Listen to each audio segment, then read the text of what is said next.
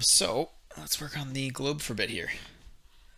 Aemon Ishtar, you said you had been playing in that Strahd session. So what's your character like? What are you playing?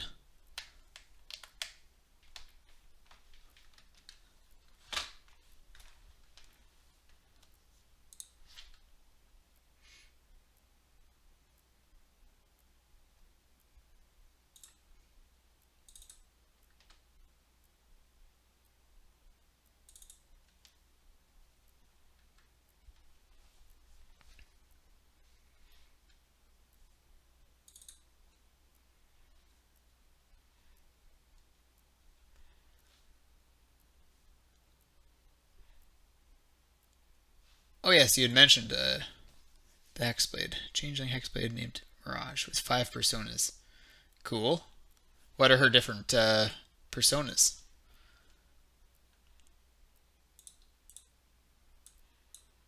All right, so we got some mountains down just to the south, and then along the northeast side of this island, or this continent, I guess.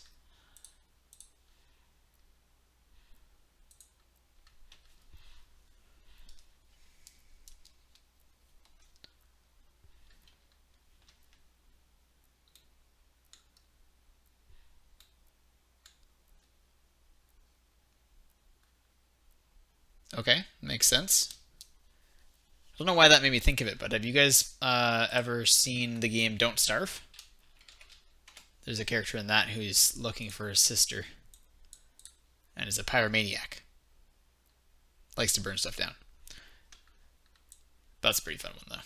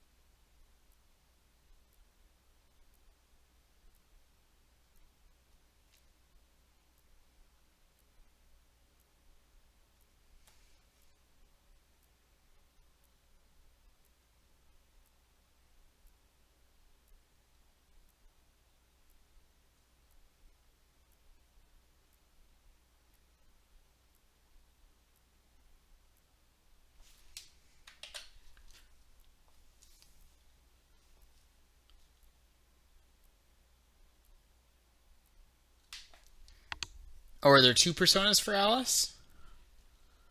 Or that's just the truth about Alice that we didn't know?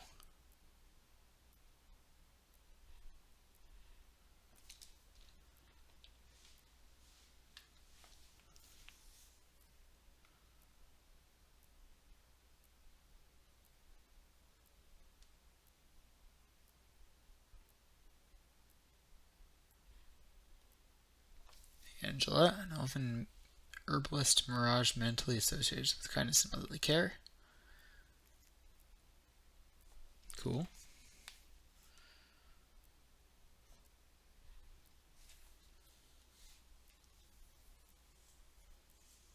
Right. Yeah, sorry. Got it.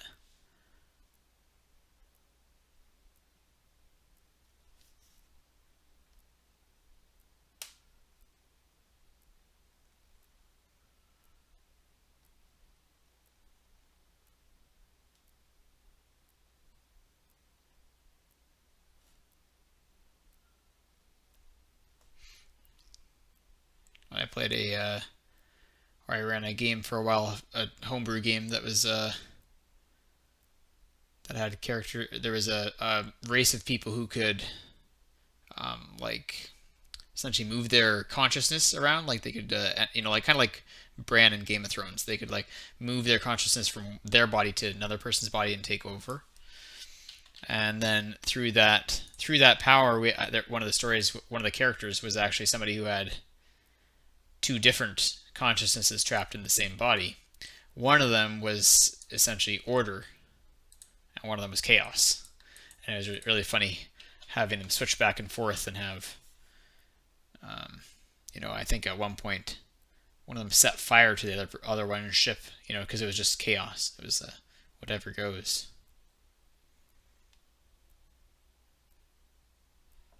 Yeah, makes sense. It gets their permission to use their likenesses.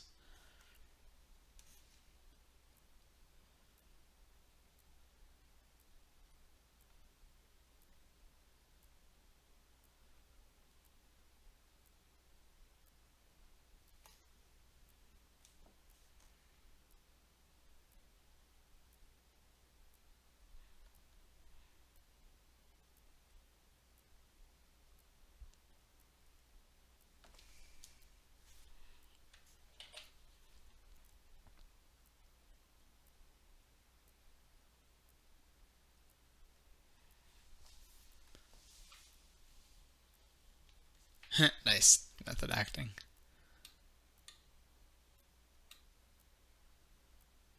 Alright, so then it looks like this side is mountainous as well, but there's some smoother coastlines between.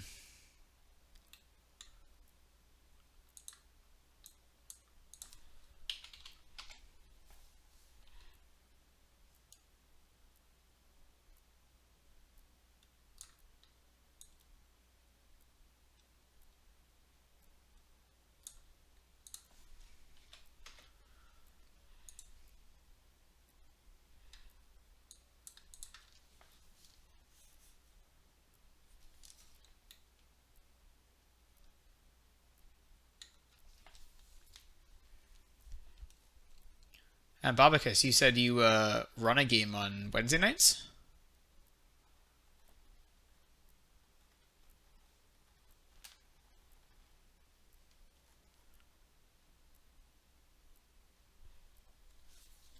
Oh, there's still one more. The persona is Morgan, 5'3" witch that she played that is more inspired by the Mex Maniac.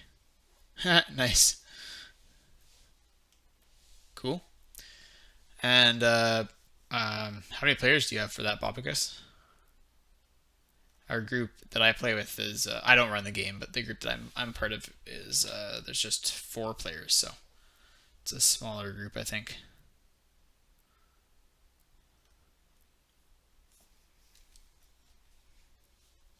Nice. That's always kind of fun. See what excites everybody.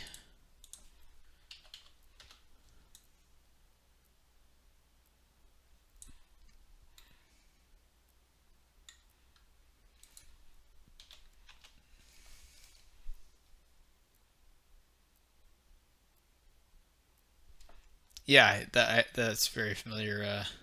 Imminent Star. I always remember from what was it? Dragon Age had a character named Morgan who was kind of inspired by the same thing.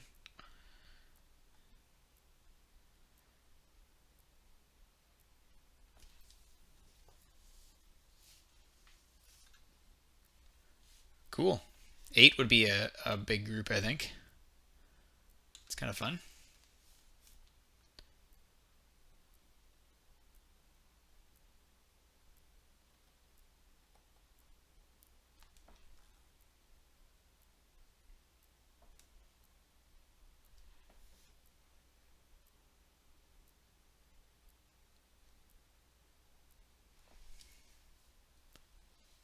Yeah, fair enough. Do you have a lot of like changeover in your campaigns? Lots of characters who come and go?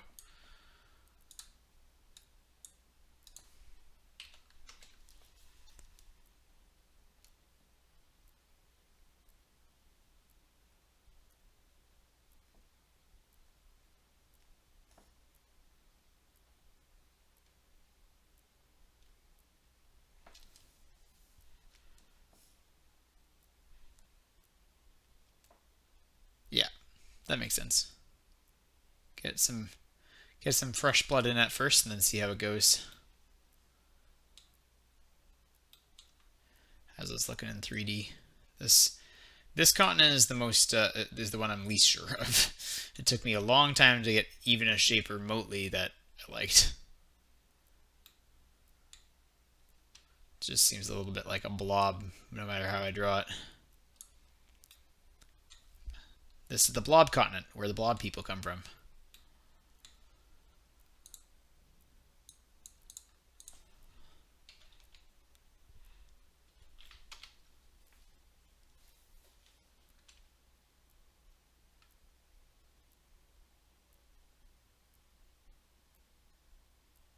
Ah, the villain of first stage play. Yep, makes sense. Yeah, yeah, definitely. Yeah, our campaign started with 5 people, and then went down to four. But we might go back up to 5 again. I suggested, I asked my brother recently if he wanted to join in.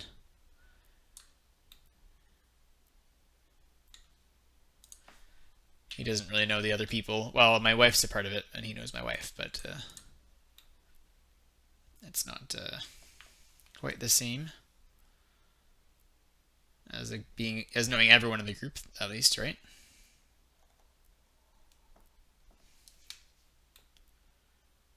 But it'll still be fun.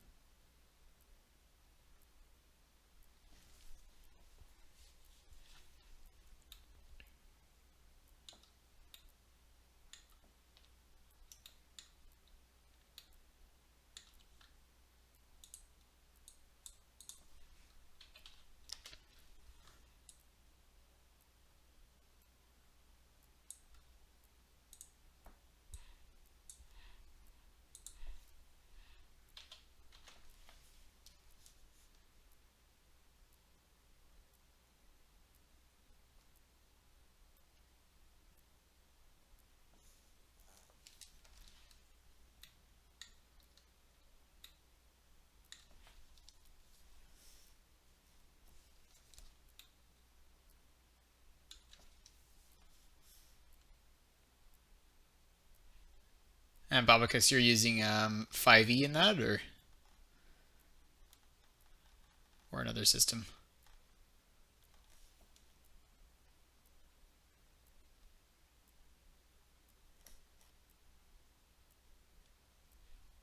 Yeah, cool.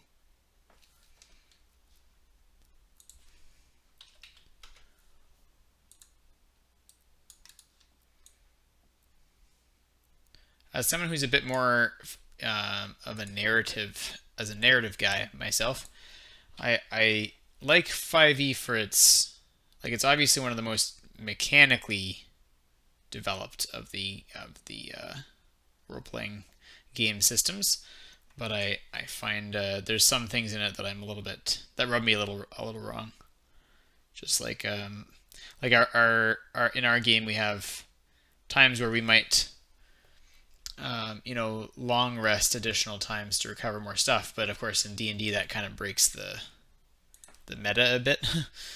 And so, in real life, the reason not to rest after every fight is maybe you run out of time to finish the quest that you're trying to accomplish, or to accomplish the goal that you want. But that doesn't really work so well in D&D.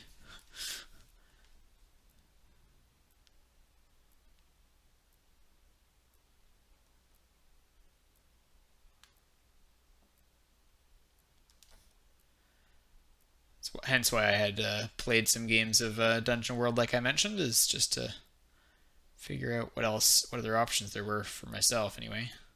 But I do enjoy. I mean, playing with my friends and stuff. I super enjoy playing D&D. Just a couple things about it that I'm like, if I was running the game, I would do differently. So it's just a preference thing.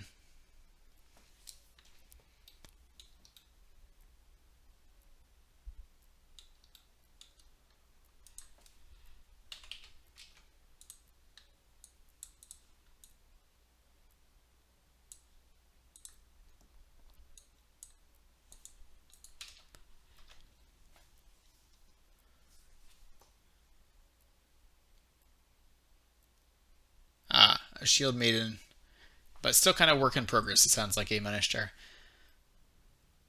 You'll get some ideas for it eventually.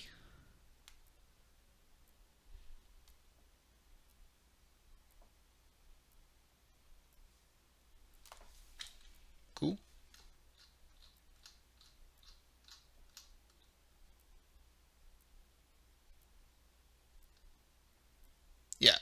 I think Babacus was actually talking about Ars Magica earlier on the stream as well, because we had talked the last time yesterday on my stream. We talked about maybe eventually running some sort of Gethra role-playing game here on the stream, and what system would work best for that, because we would want some. The magic is so different than most fantasy settings, so we were kind of thinking about brainstorming which systems might work. But I've done a lot of games. I mean, my brother and I growing up, we would kind of just make up whatever we were feeling like. So as we kind of grew up a bit, that became more and more developed into different game ideas and stuff like that. So I'm not at all opposed to kind of just homebrewing a whole kind of system. Obviously, with Gethra so far, it's just random numbers, which isn't much. But the whole idea was just to serve the story more than anything. I just wanted, with Lives of Gethra, I've got randomizers determining what happens in the story when it's outside of a character's control, and when it is in a character's control, I've got players, deciding that. So the whole idea was just to write a fantasy story that I wasn't in control of, and see, where would this go? What would people do in this story that I am not, creating myself fully, or not imagining every part of, I guess I should say. But the intent was never to make with Lives anyway, with Lives of Gethro, the intent was never to make a full game system. But I've done game systems before for different ideas, so definitely something that we can look into at some point, and borrow a bit from here and there on different systems.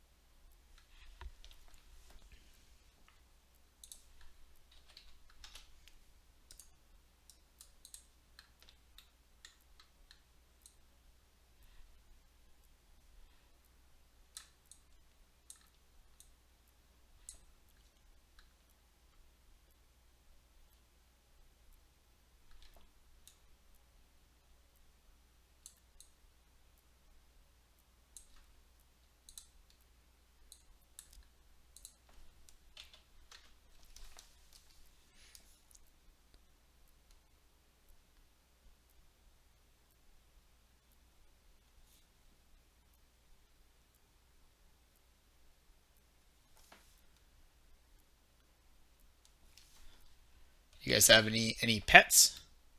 I was thinking I might have my dog show up on stream one of these days.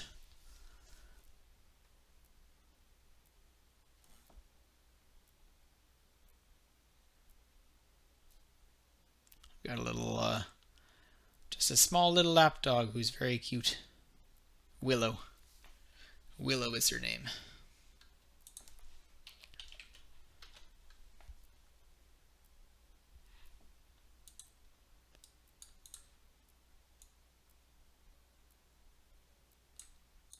I need Willow to help me bring in the views, No, I'm kidding.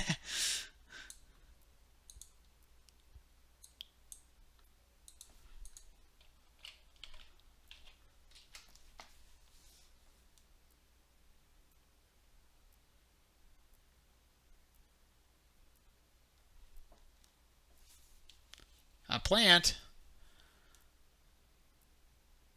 Fair enough. Well, I hope that there's one other living thing at your home, and it's you. Because that might be a red flag if the plant is the only living thing. I'm just joking with you. Hello, welcome, chicken with rabies. How are you doing? We're just having a kind of a chill stream at the moment. Working on some globe mapping.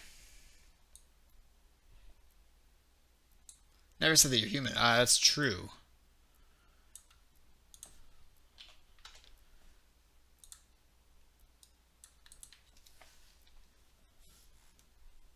There's no way to know. Yes, doing some cartography. Yeah, if you're new, just tuning in, we got a few different things we do. We do a bit of variety, but it all has to do with the world of Gethra that I've been working on. I'm an author and world builder, and we've got a few different things on the go. Yeah, yeah. Here I can show you my. So this is the globe that I've been working on for the world of Gethra, and oh, this is a project that's been lasting me for a while. So it started with what was called the Lives of Gethra series. Here I can show you guys. I like to show it off anyway. So just give me a second here. So this is my website, livesofgethra.com. You can access it down in the About section just below. And on livesofgethra.com, I ran a interactive novel, essentially. It was an ongoing story where players could sign up and take on the role of characters within the world of Gethra, and they would make the decisions for those characters, and I would roll dice or whatever, but then I would write them up as actual chapters. And yeah, so that's the Lives of Gethra series. This was kind of put on hold a couple of years ago because I was working on another novel. And then now my idea on Twitch is to bring in you guys into the larger world of Gethra, and we're going to be doing all sorts of world building. Earlier on stream today, we were working on our World Anvil wiki, and my viewers who tune in on the channel here get to play characters here. So we have in the chat right now, we've got Ammon Ishtar, who plays this character Aeon Isitar, who is a bit of a spy master within the world of Gethra. And we also have Bara Patain, a powerful cult leader, played by Babacus over in our chat. So yeah, it's kind of fun. It's been an ongoing project for sure. Kind of just got started last week, but there's a lot of lore and development here that predates a week ago, of course.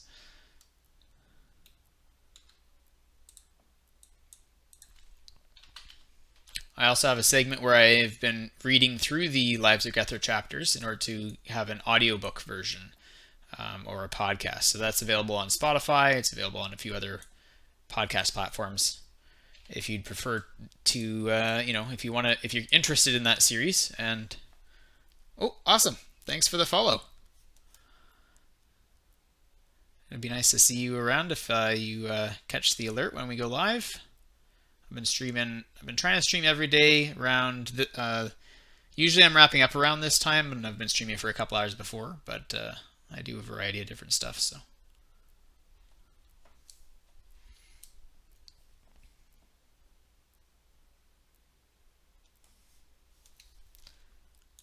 It's a bit different than what you see on some of the D&D streams, but it's kind of going to be a free resource, a bit of a community effort, building this big world, and yeah, people can use it in their games, people can use it in their own stories, whatever you like.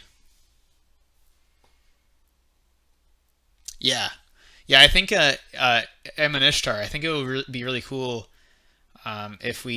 if I get back to writing the Lives of Gethra series at some point. I'll probably have some references. I'll have somebody say something about Aeon, that dangerous name from history. And we also might reference Bara Patain for his construction of the walls, because that has lasted, centuries later. These massive slabs of stone he raised up. Yeah, yeah. Yeah, it's going to be an interesting. I mean, as a writer, I enjoy kind of the challenge and the experiment of doing something different. So, one of the things that I'm curious to see is, as we keep going and get more people involved, can we keep the feeling of attachment to what's going on? Like a lot of the streams, you get attached to the characters, you get attached to the description of the world and the settings. And here I'm hoping that we'll be able to get attached to the persistence of the world and the the amount of content we'll be able to come up with. That it'll feel like all of our world, in a way. Even if I'm kind of the one curating and organizing it, but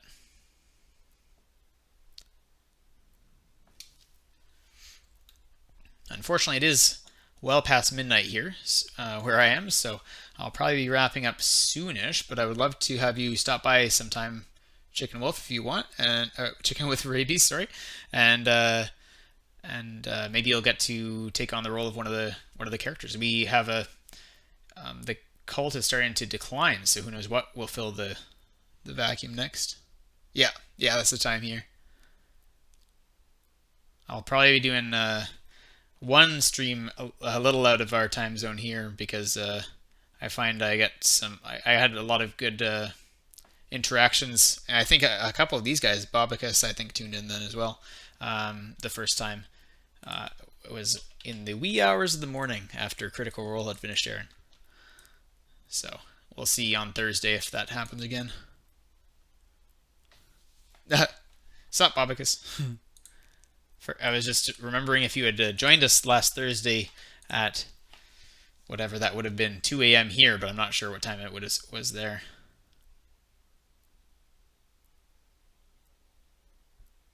But normally I go on a more reasonable hour. Yeah, yeah, that was fun. I was half asleep, but it was great.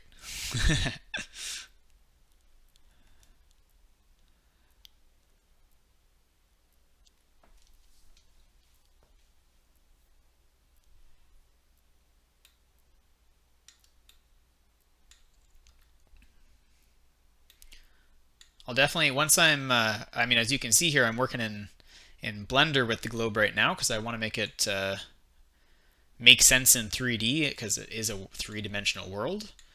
And then I'll be moving over into Photoshop and stuff. Once I get into Photoshop, I'll be able to put some versions up on the World Anvil. You guys will have access to them and stuff there.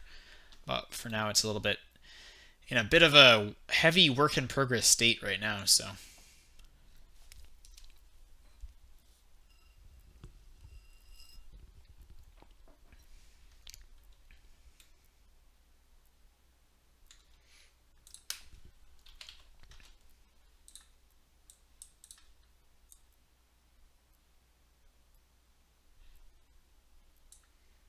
6 feet aim at your place.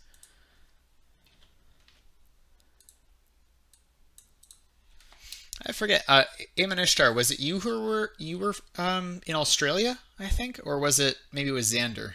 Xander fell. I forget. And I was like, yeah, that's a different time zone.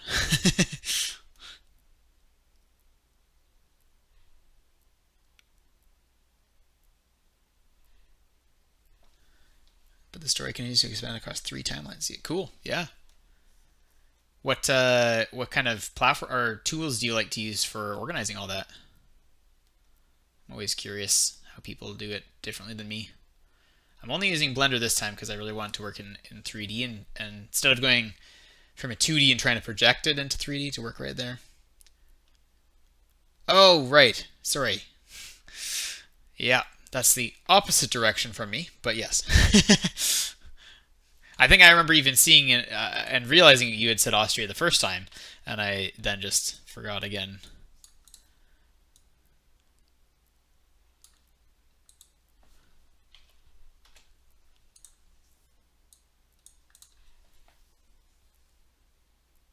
Cool. Yep. Nice. I also use. I can show you this one too, just in case you guys like this one.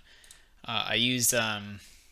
It's called Aeon Timeline to organize my timelines. So you had said you were working with 3 different timelines or time periods. So you might want to look up this program. It's pretty handy. So basically, you can add all different events. You can nest events into other ones. So here we have the life of Aeon Isitar. And our other characters that we've created. He who basks in radiance was actually Babacus's first character in Gethra, who is a snake person, hence his strange name. But within this program, you can set up your whole calendar system and you can adjust your view. So if I want, I can make all of the events view a different time period. Keep shrinking it out. So now we have a view, and everything that I just showed you guys with the, what was that? Where did it go? Here it is. So now it's become a lot smaller of an event, and we can look all the way to the present. And if we look down here, here's some of the characters from the Lives of Gethra series. We were reading about Erlem just recently. Well, here's his life planned out as I figured it out when we were writing it.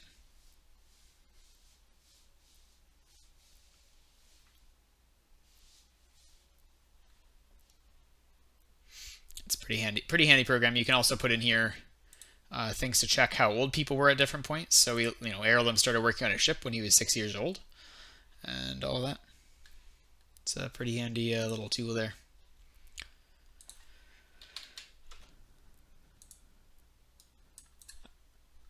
Unfortunately, not one that is as easily shareable as World Anvil or something online, but still, for most people's projects, I'm sure it's a helpful one to recommend. Yeah, yeah. I take lots of notes too, but some of them it's really fun to see it visually represented, and you can set up all sorts of connections and whatnot.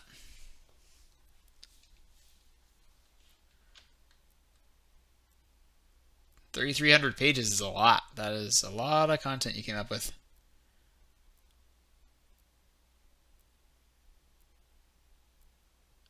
Yes, Barovia is definitely not a place you want to go if you're afraid of ghosts and magic.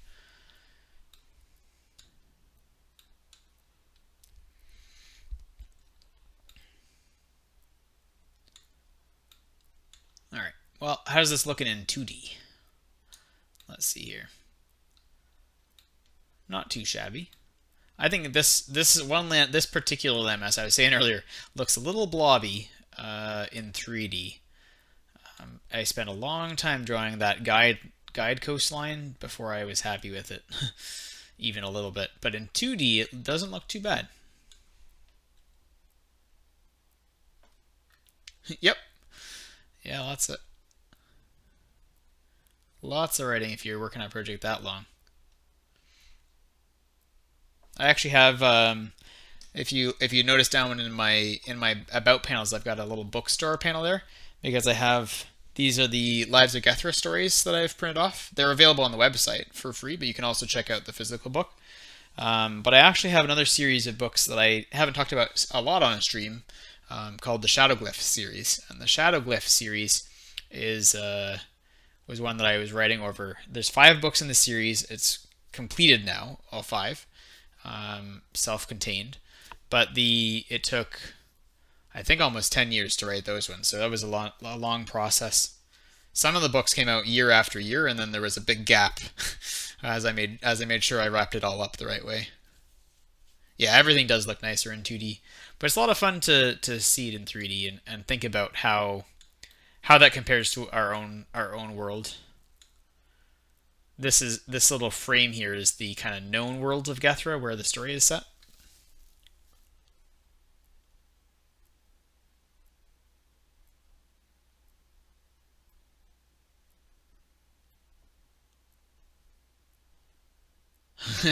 A barbarian haunted by ghosts who is afraid of ghosts. Yeah. Mirage is going to be taking care of everyone, or yeah, makes sense. But yeah, I've talked about it a little bit or hinted at it. One of my own kind of just personal dreams. It's a little selfish, maybe, but I would really like to get a globe made, a physical globe made of of my world once it's done. There's a couple places you can do that. It's very expensive. I've been saving up a little bit here and there for it, and I'll still have to decide if it's worth it or not at the end. But it would be pretty sweet to have on my desk a globe of Gethra. So we'll see.